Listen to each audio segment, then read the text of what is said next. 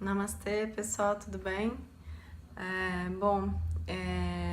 Eu sou a Larissa, sou instrutora de yoga na Senda do Bem, em Florianópolis, e hoje eu tô gravando esse vídeo pra gente falar um pouquinho sobre o tema do mês que a gente está trabalhando na Senda do Bem. Nós temos práticas de yoga regulares na Senda do Bem, aqui no Itacorubim, Floripa, e todo mês a gente traz um tema para aprofundar um pouquinho mais a prática dos nossos alunos no yoga, né? Para ir além das posturas, mas também trazer um pouquinho do conhecimento e do yoga aplicado no dia a dia. Hoje eu vou explicar um pouquinho o que a gente está trabalhando nesse mês de abril. Na verdade, a gente está construindo assim um tema, né? Os temas eles vão sempre linkando um no outro, né? De um mês para o outro eles vão linkando. E a gente começou ali no começo do ano falando da árvore do yoga, né? Então, eu gosto bastante de usar como referência os livros do professor Iyengar, né? Então tem esse aqui, A Luz do Yoga, e esse aqui, A Árvore do Yoga, que fala justamente sobre o que eu vou falar agora. Eu vou fazer uma breve introdução sobre a árvore do yoga, só para contextualizar, mas eu não vou me aprofundar porque, assim, cada coisa pode virar uma aula, um vídeo só, né? Uma aula de 1 hora, assim. Eu fiz algumas colinhas aqui, eu lembro a primeira vez que, no primeiro curso de formação que eu fiz, que a gente teve uma aula, assim, sobre yamas e niyamas, árvore do yoga. Aí eu fui olhando aquilo e aqueles nomes em sânscrito, eu pensava, meu Deus, como é que esse professor decorou tudo isso, né? Esses nomes e o que significa e tudo mais. Então, assim, né? Não se preocupa se esse é o seu primeiro contato com esse conteúdo, assim. Se você tá num caminho de yoga, se você tá num caminho de autoconhecimento, você vai rever esse tema muitas vezes em muitos livros com diferentes definições de diferentes professores. Não que elas se contradigam, mas elas dão novos olhares sobre o mesmo tema. Então, fica bem tranquilo, tá? Então, a raiz dessa grande árvore do yoga são os yamas. Os yamas e niyamas, que são a raiz e o tronco, eles são os preceitos éticos e morais recomendados para uma vida de yoga. Então, nos yamas, que é a raiz, a gente tem a ahimsa, que é a não violência, asteya, o não roubar, satya, que é veracidade, brahmacharya, que é a abstenção dos sentidos, e a parigraha, que é o desapego. Então, esses yamas, eles controlam os nossos órgãos da ação, que é braço, perna, boca, órgãos reprodutores e excretores. Então, controlando esses órgãos, a gente controla também os órgãos da percepção, que são olhos, nariz, ouvidos, língua e pele, né? Do que a gente sente. E também a gente controla a nossa mente. Então, se ali no começo, se a gente faz essa prática dos yamas, se a gente traz os yamas para nossa vida, a gente começa a não querer praticar o mal de nenhum jeito. E aí a gente leva isso para percepção, leva para mente. Então, por isso que isso é a raiz, né? Tendo essa raiz bem firme, é possível construir a tua prática a partir daí, né? Desse caráter forte, né? Desse caráter que quer o bem, que quer o desenvolvimento e jamais fazer o mal. E aí nos niyamas a gente tem o saucha, que é pureza ou limpeza, santosha, contentamento, tapas, que é o autoesforço, a disciplina, swadhyaya, que é o autoestudo, o constante estudo de si mesmo através do conhecimento, né, dos Vedas, e Ishvara Pranidhana, que é a entrega absoluta. Então, esse é o tronco, né? Então começa a dar sustentação para nossa árvore. Do tronco saem, até acho legal a comparação que a Iyengar faz, ele falou que saem vários galhos, né? Alguns são mais compridos, alguns são mais curtos, uns são para um lado, outros são para o outro, e esses são os asanas. Então são as posturas. Então, bem legal essa analogia de lembrar, né? Os galhos são os asanas. E esse é o tema desse mês, asanas, as posturas. Mas eu vou falar um pouquinho mais pra frente. Vou terminar a árvore e aí a gente fala mais dos asanas. As folhas são pranayama, então, né, até por troca gasosa, pranayama são os exercícios respiratórios, os exercícios de controle do prana. Então, as folhas, a analogia é o pranayama. A casca é Pratyahara, que é a viagem interna para os sentidos. Então ele diz que essa casca ela protege a energia vital que flui dentro dessa árvore, né? Então esse recolhimento dos sentidos, né, o olhar para dentro também é o que protege a nossa energia dentro do nosso corpo. Evitar que os estímulos externos atrapalhem a tua prática, a tua meditação, o que seja, né? Então, quem vai na minha aula de meditação, às vezes eu sempre falo assim, não importa o som lá fora, o que o colega tá fazendo lá, as sensações no corpo, ou que tá, ou pensamentos que te levam para longe dali, né? Você sempre volta a atenção para ti mesmo, para tua respiração, né? Para o teu momento presente. Aí a seiva seria dharana, que é a concentração, e a concentração ela é um passo antes da meditação, né?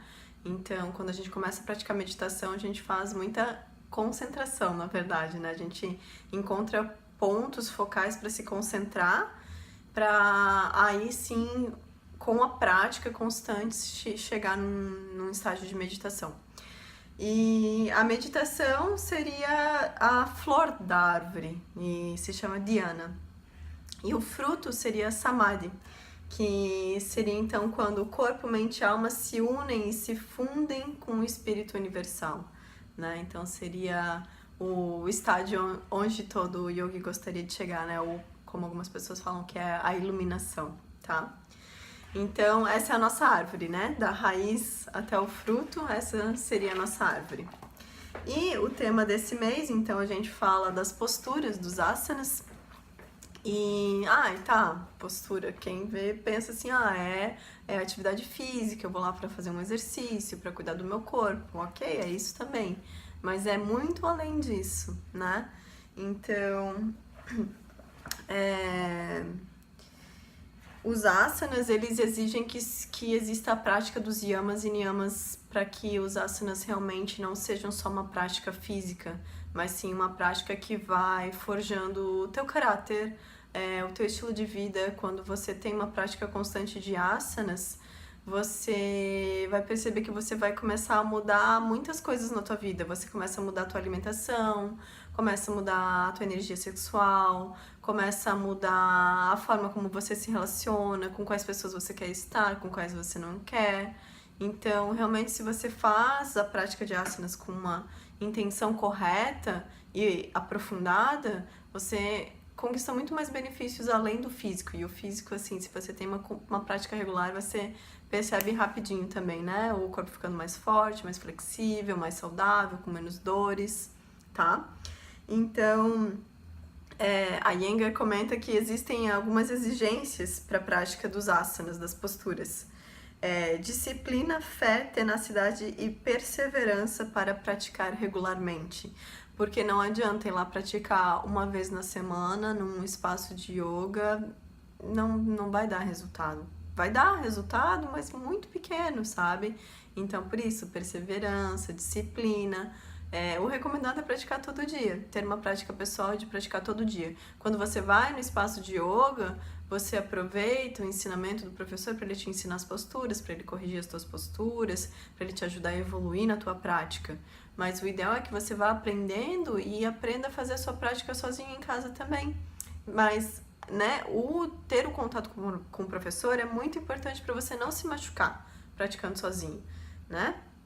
Então, é isso. E aí, algumas dicas, né, para se preparar para a prática de asanas.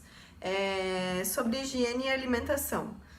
O recomendado é que bexiga e intestinos estejam vazios, né? Então, para não interromper tua prática, não sentir nenhum desconforto. Então, já relacionado a isso, é importante que você não coma muito perto da prática nenhuma refeição pesada. Então, se você teve uma refeição leve, tipo 1 hora depois você pode praticar. Se você teve uma refeição mais pesada, recomendado é que você pratique só 4 horas depois, né? Até depois de conseguir esvaziar o intestino e a bexiga e tudo mais, tá? Então, isso vai trazer mais conforto e um melhor resultado para a tua prática. Também é sugerido que você tome um banho antes, para o corpo estar limpo, né? E preparado para a prática. E depois também, porque depois você vai estar suado e tudo mais. Então é bom para limpar uns 15 minutos depois, assim, também tomar um banho, se possível, né? Assim, é o que eu falo, são recomendações, não é uma obrigatoriedade e muito menos algo que te limite. Você não usa isso como um empecilho para você fazer a tua prática, né? Mas são recomendações, tá? Você pode praticar tanto a recomendação de horário, né? Pode ser tanto de noite quanto mais tarde. Pode ser tanto de manhã quanto de noite, mais tarde, de noite, assim. E aí tem uma pequena diferença. De manhã, o bom é que a mente está mais tranquila, mas o corpo está um pouquinho mais enrijecido, então algumas posturas são mais difíceis. E de noite, o corpo já está mais flexível, mas a mente já está mais agitada, né? Então aí vai muito do teu perfil, do que você precisa naquele dia. Mas assim, com a prática constante também, prática da manhã não é um problema. O teu corpo vai se acostumando e vai ser tudo bem também praticar pela manhã, tá? É importante que o local que você esteja seja limpo, seja arejado, você não tenha nenhuma interrupção, né? Ninguém venha te interromper, te perguntar alguma coisa. Isso é bem importante. É importante você não sentir nenhuma tensão durante a prática, então trazer bem essa observação de não tensionar o rosto, não tensionar os ombros, trazer essa fluidez, trazer essa entrega para a tua prática. Professor Hermógenes sempre fala, né? Os asanas, eles devem ser firmes e confortáveis. Não tão firme que te cause tensão, nem tão confortável que te dê sono. Então, sempre buscar esse equilíbrio na tua prática de asanas.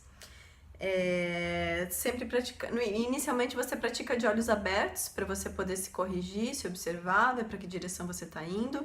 E conforme você vai aprofundando a tua prática, você pode tentar fazer de olhos fechados para trazer mais essa interiorização assim para si, para autopercepção, né?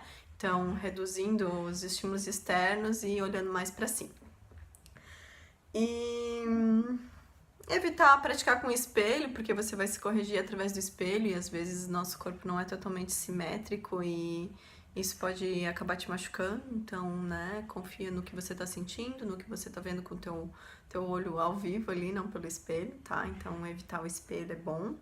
A gente não busca a perfeição estética, mas a perfeição do asana adaptado pro teu corpo também, né? E o que mais? É importante o teu corpo estar bem ativo e a mente mais passiva e entregue para o fluir da tua prática. E então o cérebro está passivo, desperto e alerta, né? Acompanhando a fluidez do teu corpo. E outra coisa bem importante também é a respiração. Respiração sempre pelas narinas, inspira e expira pelas narinas. Respirações longas e profundas. Se você já tem conhecimento, faz o Jai Pranayama para controlar ainda mais tua respiração, manter a temperatura do teu corpo. E é principalmente isso, tá? Então são só algumas recomendações sobre os asanas. E aí, assim, uma prática completa, ela requer alguns tipos de asanas, né? Então ela requer flexão para frente, flexão para trás, lateralidade, torção, equilíbrio e postura invertida, né? Lembrando que a postura invertida não é recomendada se você estiver com dor nos ombros, dor na cervical, dor de cabeça ou nos 3 primeiros dias da menstruação. Então, e no final sempre um relaxamento, né? Shavasana. Então, de 10 a 15 minutos em Shavasana para o teu corpo descansar, assimilar tudo que você praticou nesse dia. Super importante também. Então, se você faz uma prática pessoal, é importante você ter todos esses tipos de asanas compondo a tua prática para ela ser bem completa e eficiente, tá? E aí, só para finalizar esse vídeo aqui, eu vou compartilhar com vocês um pedacinho do livro do Iyengar, A Luz do Yoga, em que ele fala sobre os efeitos dos asanas no nosso corpo, tá? Então, ele fala o seguinte: a prática errônea causa desconforto e incômodo em poucos dias. Isso basta para mostrar que você está no caminho errado. Se você não descobrir o erro sozinho, é melhor consultar uma pessoa experiente. Então, o que eu falei do professor, né? Sempre importante contar com um professor que te guie. O método certo de executar as asanas traz leveza e ótima disposição, tanto para o corpo como para a mente. e uma sensação de união do corpo, da mente e da alma. A prática contínua afetará profundamente o praticante, vai levá-lo a se disciplinar quanto à alimentação, ao sexo, à higiene e ao caráter, tornar-se-á uma nova pessoa. Depois de se dominar um asana, ela pode ser feita com facilidade, sem esforço e não causa desconforto. Os movimentos do corpo tornam-se graciosos.